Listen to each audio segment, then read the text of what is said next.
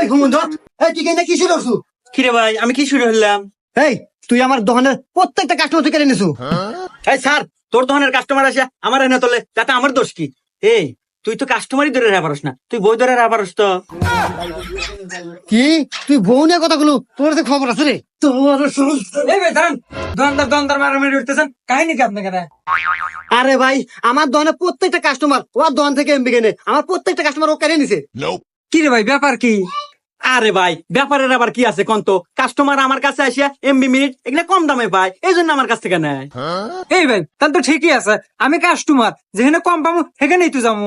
সোহনেই যাবো। আরে এই হুমন্দি, আমিও ব্যবসায়িক তুইও ব্যবসায়িক, তুই কে বলে কম দামে এমবি মিনিট দেশ এটা আমাকে বুঝা।